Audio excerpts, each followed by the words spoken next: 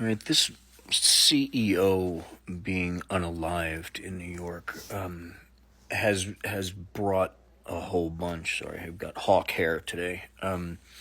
Anyway, it has brought a lot of things to light that we all know about, we all suffer with, we all fight with every fucking day of our lives. I just spent an hour and a half on the phone with my doctor.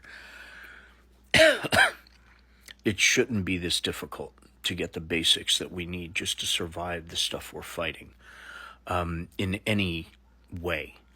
We shouldn't work our whole lives to save every penny we could possibly save, invest wisely, build up a mass amount of a fortune or whatever, and maybe we're just lucky enough to leave something to our kids, our grandkids, something maybe even if we're lucky enough could go a couple of generations. Or you built a business that you can hand down that they could support themselves their whole lives and so on and so on. Generational. But you busted your ass to do that your whole entire life. And you did it. You succeeded. Then you get sick. And your wife of 50 years or your husband has to divorce you, and you have to put everything in their name just so it doesn't get taken because you got sick. How dare you get sick? How dare you get sick when every food that we eat today has 52 different ingredients when 30 years ago it had 5? How dare you get sick when everything we breathe has carcinogens and everything we eat has carcinogens if left in the sunlight too long? From the molecular breakdown of the hotter water in a water bottle. But it's okay, because with every problem, there's a pair of initials, and with every pair of initials, there's a prescription that costs $500 a fucking pill that if you don't get, you die. But it's all right, because your insurance will pay 5% of that for you, or they'll pay for it for a month, 2 months, 6 months, and then you're on your own. Or the veterans that have worked their whole life defending this country, building this country, goes to war and, God forbid, comes back missing limbs. It's lifelong disabilities, but they're only 22 years old, 23 years old. They have a family waiting for them back there. Back in the U.S., they finally come home in pieces. Lifelong disabilities. And there's a new president that is not only taking the disability away, but taking away the insurance from the families of that hero. No, sorry. The sucker and loser that doesn't get anything, well, they know what they're in it for, so tough. Yeah, that guy who literally spits, tap dances, and thumbs up, smiling on the graves of the actual soldiers he was personally responsible for. That guy. But that's okay. Because as long as we keep our political promises structured that we are the big R or the big D through our whole lives, we are doing our American best. Or we just don't like the other person. And that's what we justify our actions on. But these actions have ramifications, and these ramifications hit us at every fucking level. And the biggest problem we have in this country is healthcare.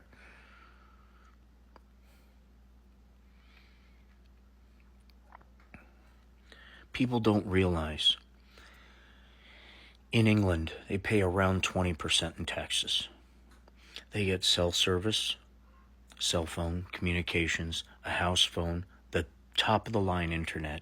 If you're disabled and certain circumstances are reached, they will buy you a new car every 3 years. And if you return that car in good condition, you get a bonus of like $1,500, $2,000, or whatever it is dollars to say thank you for taking care of our cars.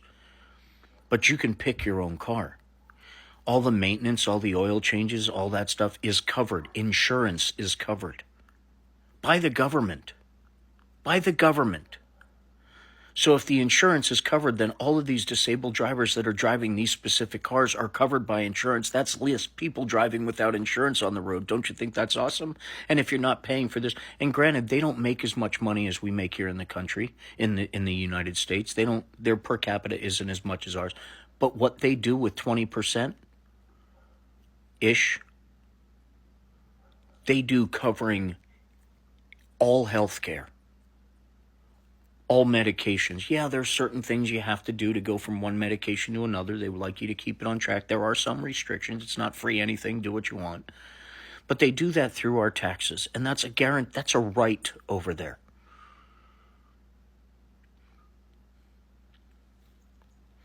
Somehow, this CEO got people thinking deeper about this. And at this very same point in this country, we're looking at the supposed incoming president and what he wants to do and how much worse he wants to make it on everyone except the people who own the insurance companies, who own the pharmaceutical companies, the doctors, the lawyers, the people who are not you, the ones who won't be paying any taxes. Those are who is being looked at. But the problem that's going to get worse is the medical business that we're already being screwed by on every way, shape, or form. And these fucking CEOs are making 10, 20, 30, $50 million a year, including their stock dividends, that are going through the roof, by the way, because they're at a 36% denial rates for every fucking claim. So does it surprise anybody that there were words written on these casings? Does it surprise anybody that this man is being looked at as Robert Paulson, John Wick?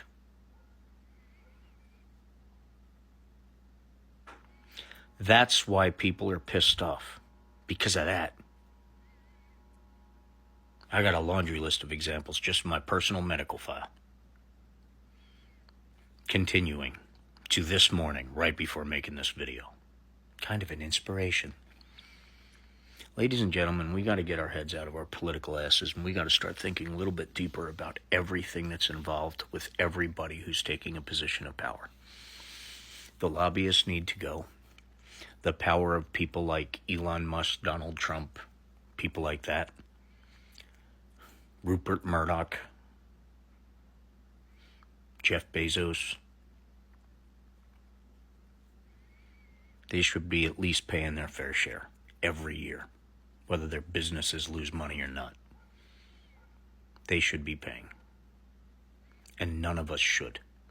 I don't think we should pay taxes until we hit a certain bracket. Much, much higher than it is.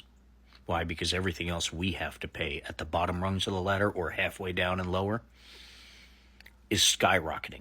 The only people it doesn't bother are the people that have 4 homes, 3 of them they never see. I don't know about you. That's definitely not me. There are things in this country that need to be fixed, and these CEOs and these people that are making so much money and these stocks that are going up are making them even more money. And remember, they've been buying back their stocks all these years. They haven't had to pay any taxes.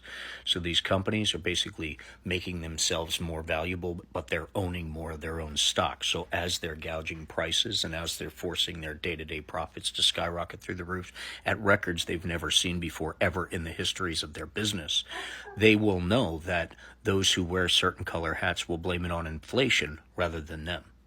They will know that all they need is some talking piece with an orange face telling them that it has nothing to do with corporate greed. It's all because that guy in office now, he did it. And they know there's a portion of this country that not only will say, yes, it's his fault, screw him, my cereal costs $6, but you could get DJT's personal MAGA Crunch for $25. No problem there. $100,000 watch, $500 sneakers, $60, $70 sticky page Bibles, $200 cologne, smells like used diapers and baby farts. But let's look what the real problem is. The Democrats. There will be a balance, and whether it's them paying their fair share of taxes or some sort of regulations fixing things so they can't make that much money. And companies can't screw consumers just because they want more money. And there will be a government in place making sure it stays that way. And that is when the eagle will rise even higher. But we need to stick together. We need to stay diligent. We need to stay educated. We need to be kind. Because we are all in this together no matter what ends up happening. But don't worry. This is not over. The Red School has not opened. The Blue School's getting ready. God bless.